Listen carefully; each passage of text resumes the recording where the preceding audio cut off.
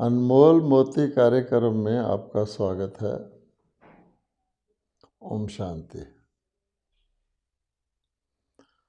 हर व्यक्ति ये जानना चाहता है कि आखिर मनुष्य जीवन का असली लक्ष्य क्या है। देखा जाए तो मनुष्य जीवन का असली लक्ष्य पहले ये जानना होगा इसके लिए कि मैं हूँ कौन।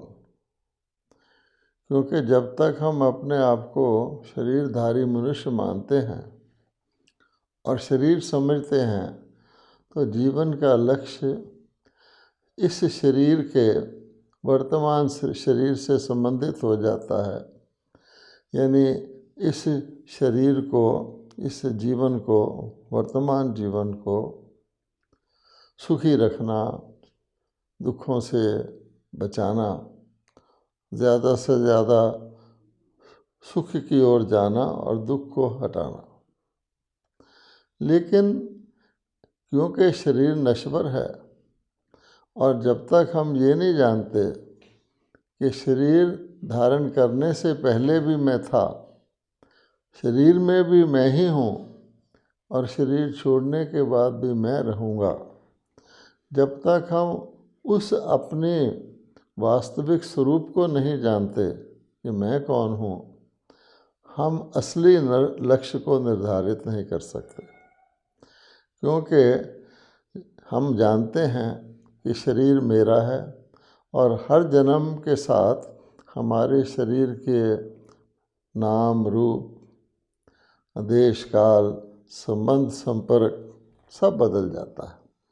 तो इसलिए सबसे पहले इसके लिए ये जानना, भारतवासी तो ख़ास तौर पर इस बात में मानते ही हैं और हमारे भारत का जो सर्व शास्त्र में शिरोमणि शास्त्र श्रीमद् भगवत गीता है, उसमें तो पहले ही अध्याय में हमको ये जानकारी दी जाती है कि तुम शरीर नहीं आत्मा हो। इसलिए मैं आत्मा हूँ तो आत्मा के तौर पर मुझे देखना होगा कि आत्मा शरीर में आती है और वर्तमान समय तो हम जानते हैं कलयुग का युग है, तो सभी आत्माएं जो शरीरों में आई हुई हैं हम सभी को देख रहे हैं। कलयुग में तो सभी ही किसी न किसी प्रकार के दुख, अशांति, रोग, शोक, चिंता, भय से ग्रसित ही रहते हैं। बल्कि ये कलयुग बढ़ता जा रहा है तो दिनों दिन बढ़ते जा रहे हैं।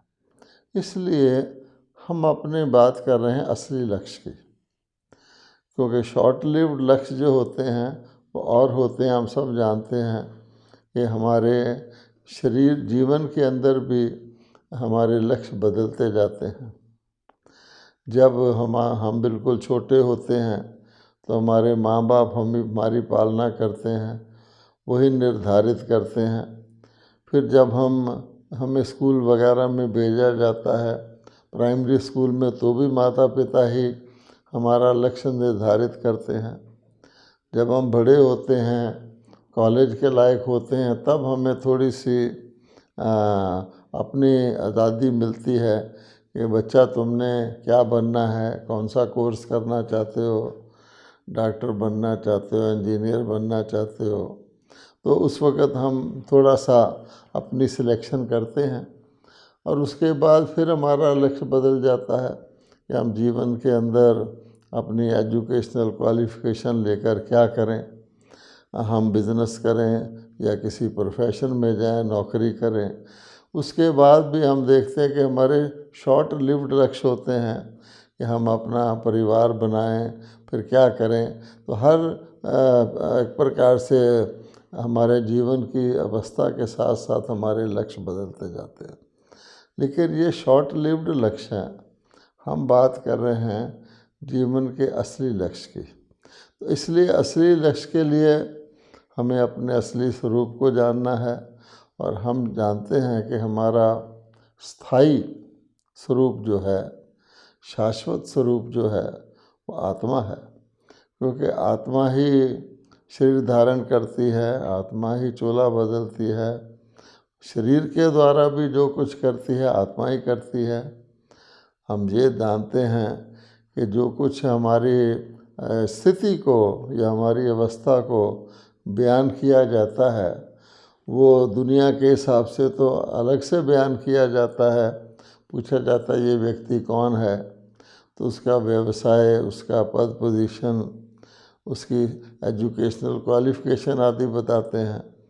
लेकिन अगर हम इंसानियत के नाते से एज ए ह्यूमन बीइंग पूछें तो फिर हम कहते हैं ये अच्छा इंसान है। ये अच्छे इंसान से और आगे जाएं तो हम कहते हैं ये एक महात्मा है, या हम कहते हैं ये एक श्रेष्ठ आत्मा है, या फिर हम कहते हैं ये व्यक्ति तो पाप आत्मा है। तो उपाधि हम अगर आप अपने असली स्वरूप के साथ लगाते हैं तो वही उपाधि बन जाती है कि ये आत्मा पाप आत्मा है या पुण्य आत्मा है, श्रेष्ठ आत्मा है या कनिष्ठ आत्मा है, पूज्य आत्मा है या पुजारी आत्मा है। और जब हम अपनी आत्मिक स्थिति में आते हैं फिर हम ये भी सोचते हैं कि आखिर जब हम कहते हैं हमें सुख शांति चाहिए, तो सुख शांति भी किसको चाहिए? क्या शरीर को चाहिए? जब हम ये कहते हैं कि शरीर के एक माध्यम है, शरीर के द्वारा हम कर्म करते हैं और शरीर के द्वारा हम फल भोगते हैं, तो दुख भी भोगते हैं, सुख भी भोगते हैं, कर्म भी अच्छा करते हैं, खराब करते हैं, तो करने वाला तो अलग हो गया, तो जो करता है वही भोगता है। कहने का भाव ये है कि शरीर के द्वारा आत्मा करती है तो आत्मा ही भोगती है। तो गौर से देखेंगे तो आप यही पाएंगे कि जो भोग रहा है द्वारा शरीर के है, लेकिन दुख सुख आत्मा को ही मिलता है। तो आप देखेंगे किसी की मान लो चोट लग जाती है, चोट तो शरीर को लगती है लेकिन उसका दुख सुख तो आत्मा को ही मिलता है। कई लोग जब बहुत दुखी हो जाते हैं आत्मा शरीर के द्वारा, तो ये भगवान से पुकार करते हैं, हे भगवान अब मुझे छुड़ा ले, अब मुझे उठा ले, यानी वो शरीर से अलग होना चाहते हैं। तो अगर शरीर को ही करता, शरीर ही भोगता है, तो फिर ऐसा नहीं कहना चाहिए। तो जब हम कहते हैं शरीर के द्वारा आत्मा भोगती है, जब हम कहते हैं अच्छा इंसान है इसलिए अच्छा है कि उसकी आत्मा अच्छी है, अच्छे कर्म शरीर के द्वारा करवाती है, फिर हम बैक आत्मा के ऊपर ही आ जाते हैं। तो ओरिजिनली भी हमने यही कहा, अगर हमने अपने असली लक्ष्य को सोचना है तो आत्मा का ही लक्ष्य सोचेंगे, और इसके लिए मैं आत्मा हूँ। अब देखना ये है कि मुझ आत्मा का आखिर लक्ष्य क्या है। तो एक शब्द में कहें तो आत्मा का लक्ष्य है जिसको हम कहते हैं मुक्ति पाना। किस चीज़ से मुक्ति पाना, ये भी सोचने की बात है, क्योंकि कई लोग बिना सोचे समझे जो सुना है या जो परंपरागत बात चली आती है वो कहते हैं बस ये दुनिया तो दुख सुख की है, जब तक इस शरीर में आओगे किसी ना किसी प्रकार का दुख तो मिलेगा ही, इसलिए मुक्ति का अर्थ है कि हम सदा के लिए मुक्त हो जाएं, ना इस जन्म में आए, चलो सुख ना से दुख से तो बचेंगे। तो बहुत सारे लोगों ने मानसिक तौर पे अपने जीवन का लक्ष्य बना रखा है कि हमें मुक्ति चाहिए, और मुक्ति का अर्थ वो लेते हैं हम जन्म मरण से सदा मुक्त हो जाएं। ज़रा और आगे चलें तो हम क्या सोचते हैं कि मनुष्य फिर ये कह देते हैं मुक्त होके क्या होगा, तो कह देते हैं हम जाके परमात्मा में लीन हो जाएंगे, परमात्मा से ही हम निकले हैं। सुना हुआ है कि आत्माएं अनेक हैं, परमात्मा एक है। दुनिया में संख्या बढ़ती जाती है तो आत्माएं बढ़ती जाती हैं। ये भी उन्होंने सुन रखा है कि शायद परमात्मा के अंश होते जाते हैं, आत्मा परमात्मा का अंश है, इसलिए जब हमारी मुक्ति होगी तो हम अंश दोबारा जाके अपने परमात्मा में लीन हो जाएंगे। फिर यहाँ तक चले जाते हैं। लेकिन इन सब बातों के यथार्थ अर्थ को समझे बिना हम यथार्थ ना तो लक्ष्य निर्धारित कर सकते हैं और ना उस लक्ष्य की प्राप्ति के लिए यथार्थ यत्न कर सकते हैं।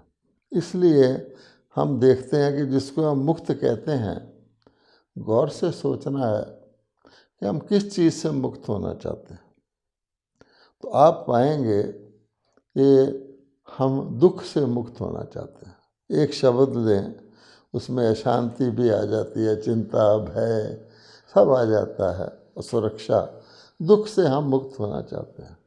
तो अगर ऐसा है तो दुख से मुक्त होना का मतलब हुआ कि जब हम दुखी नहीं हैं तब हमें मुक्ति की इच्छा नहीं होती।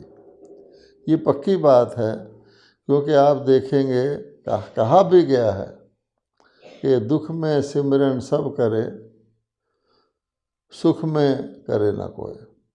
तो जब व्यक्ति सुखी होता है तो वो मुक्ति वगैरह की बात नहीं करता, वो सुख में मस्त रहता है।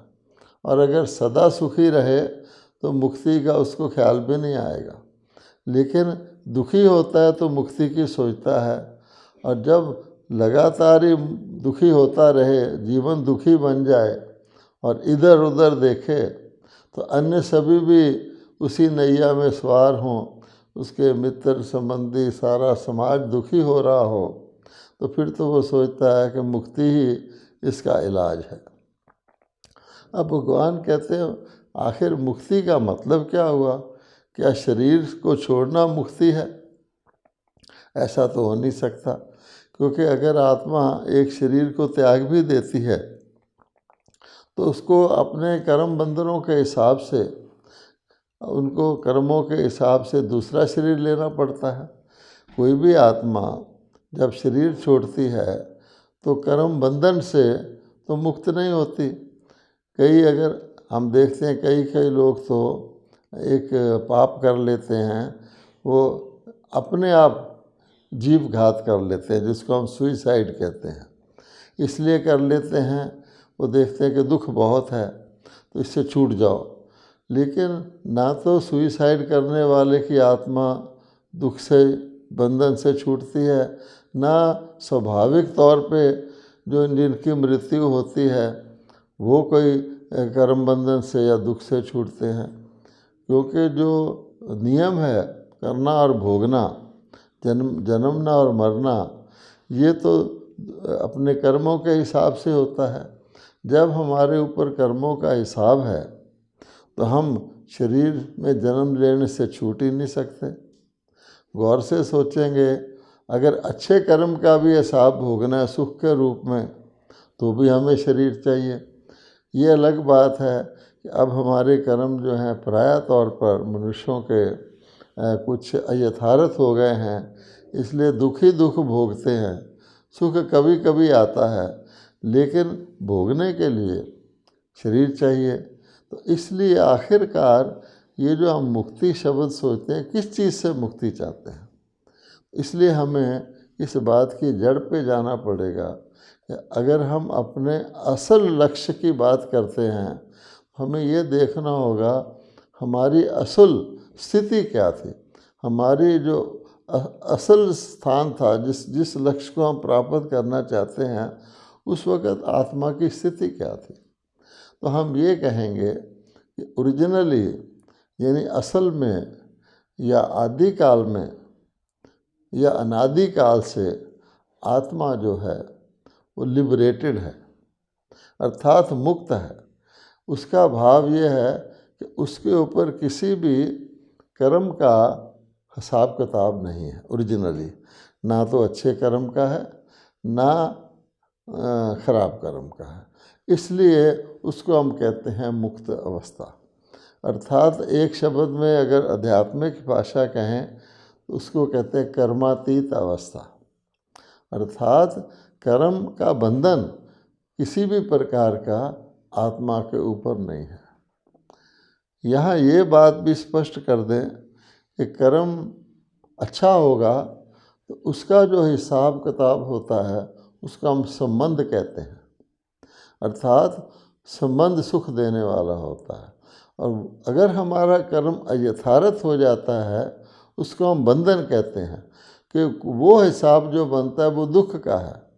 क्योंकि दुनिया में भी जब हिसाब होते हैं तो दो तरह के होते हैं। एक हिसाब में जमा का खाता होता है कि मेरे इतना जमा है, और एक में उधार का खाता होता है या बोझ का खाता होता है, मेरे ऊपर इतना उधार है या मेरे सिर पर इतना बोझ है, मुझ आत्मा पर कर्मों का, पिछले दुख देने वाले कर्मों का हिसाब किताब इतना है।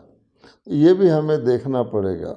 तो जिस बात हम कर रहे हैं, जो बात, उसमें ये आता है कि कर्मातीत का अर्थ है कि मैं लिबरेटेड हूँ, मेरे ऊपर किसी भी प्रकार का कर्मों का हिसाब नहीं है। इसको कहते हैं आत्मा की ओरिजिनल असल मुक्त अवस्था, जिसमें आत्मा परम धाम में रहती है।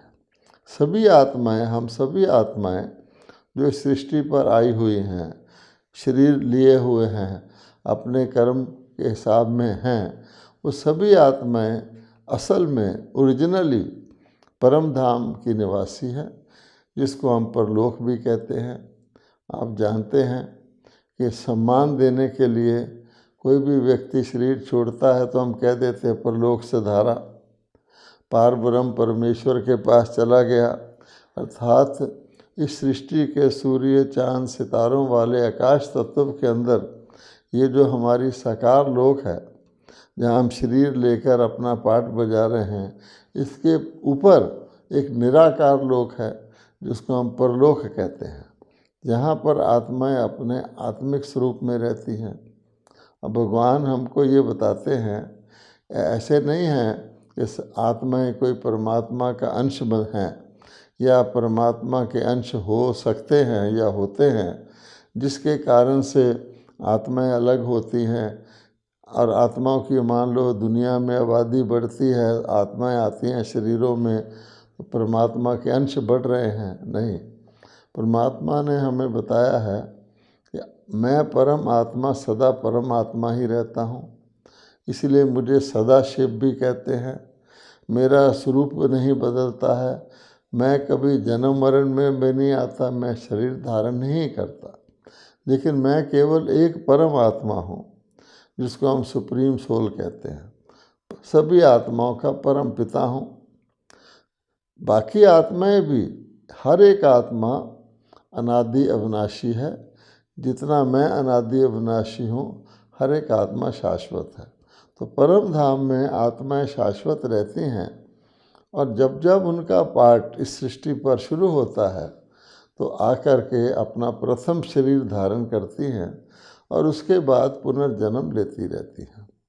जैसे एक वृक्ष होता है, तो भगवान ने कहा ना, मैं वृक्ष, सृष्टि रूपी वृक्ष का बीज रूप वृक्षपति हूँ, जिसको उन्होंने धीरे धीरे वनस्पति कहना शुरू कर दिया। तो वृक्ष के बीज के अंदर जो वृक्ष होता है वो धीरे धीरे निकलता है, धीरे धीरे बढ़ता है, उसके पत्ते, टहनियाँ, फल फूल धीरे धीरे फैलते हैं। इसलिए भगवान ने गीता में विश्व वृक्ष का एग्जाम्पल दिया है और कहा कि मैं उसका बीज हूँ। तो यही वृक्ष बीज जो यहाँ वृक्ष साकार में दिखता है, उसी प्रकार से निराकार लोक में आत्माओं का निराकारी वृक्ष है, ऐसे समझ लें। तो आत्मा जब बिल्कुल कर्मातीत होती है, ना उसमें सुख होता है कि संस्कार होते हैं, ना दुख के होते हैं, तो उस प्योर स्टेट में, यानी पवित्र अवस्था से आत्मा धरती पर आती है। और धरती पर आकर जब वो पहले जन्म लेती है, तो क्योंकि पवित्र होती है तो उसके सुख मिलता है। उसको जिस कर्म संबंध में वो आती है, उसको संबंध में तो आती, पर उसको हम बंधन नहीं कहते। मान लीजिए आत्माएं सतयुग में उतरती हैं। सतयुग को हम जानते हैं स्वर्ग भी कहा जाता है, बहिश्त, जन्नत, बहुत कुछ नाम दिए गए हैं। देवी देवताओं की दुनिया कहा जाता है, स्वर्ण युग कहा जाता है, देवलोक कहा जाता है। तो सतयुग में आत्माएं पवित्र हैं, इसलिए आकर के जब उतरती हैं तो जो शरीर धारण करती हैं आपस में जो उनके संबंध बनते हैं वो कर्म संबंध होते हैं। तो जब तक ये सुख की दुनिया चलती है, मनुष्य आत्माएं अपने आप को आत्माएं मान के शरीर द्वारा पाठ करती हैं, कोई भी विक्रम नहीं करती हैं, तब तक तो सुख चलता रहता है। लेकिन जैसे हर चीज़ में होता है, हर चीज़ आधा समय नई रहती है, आधा समय पुरानी हो जाती है। तो जब सतयुग सुख का युग बीत जाता है, त्रेता युग सुख का युग बीत जाता है, जिसको हम कहते हैं सूर्यवंशी और चंद्रवंशी देवी देवताओं की राज घराने ख़त्म हो जाते हैं। द्वापर युग में आकर के आत्मा पहली बार दुख की अनुभूति शुरू करती है, अर्थात उसको जो द्वापर में जन्म मिलता है वो बंधन वाला होता है।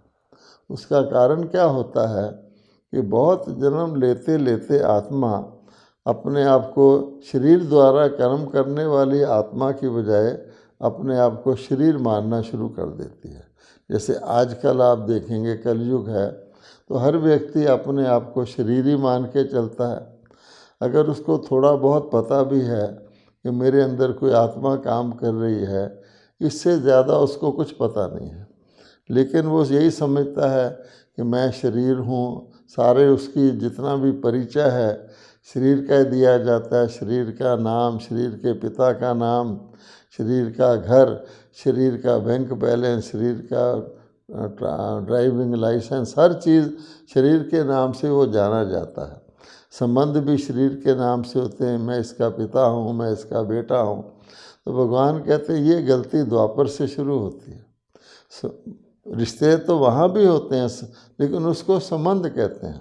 अब जो ही शरीर मानना शुरू करते हैं तो आत्मा बंधन होना शुरू हो जाता है। इसको कहा जाता है कर्म बंधन। पहले तो हल्का सा कर्म बंधन होता है द्वापर में, लेकिन धीरे धीरे धीरे धीरे जैसे आज कलयुग आ गया है तो कर्म बंधन बहुत सख्त हो जाता है और उसी कारण से दुख अशांति भी बढ़ने लग जाते हैं। वो जो आत्मा की पवित्रता थी कि मैं आत्मा हूँ, उसको वो खो देती है। शरीर मानकर ही चलती है, शरीर मानकर ही जन्म मिलता है, शरीर के द्वारा ही मृत्यु शरीर की समझते हैं, इसलिए इसको नाम ही मृत्यु लोक रख दिया गया है। जबकि देवताओं की दुनिया का नाम अमर लोक था, अर्थात आत्मा मान के चलते थे। अब ऐसी स्थिति में जब आत्मा मुक्ति चाहती है तो वास्तव में बंधनों से मुक्ति चाहती है। कर्म बंधन से मुक्ति होगी, बंधन वाले कर्म नहीं करेगी, तब आत्मा दुख और अशांति से बच सकती है। तो भगवान बताते हैं तुम्हारे कर्म बंधनों का कारण तुम्हारे 5 विकार हैं। क्योंकि विकारी व्यक्ति जिसके अंदर काम, क्रोध, लोभ, मोह, अहंकार आत्मा के अंदर प्रवेश कर जाते हैं, वो जो भी कर्म करती है वो बंधन वाला करती है। इस प्रकार से उसका बंधन बढ़ता जाता है।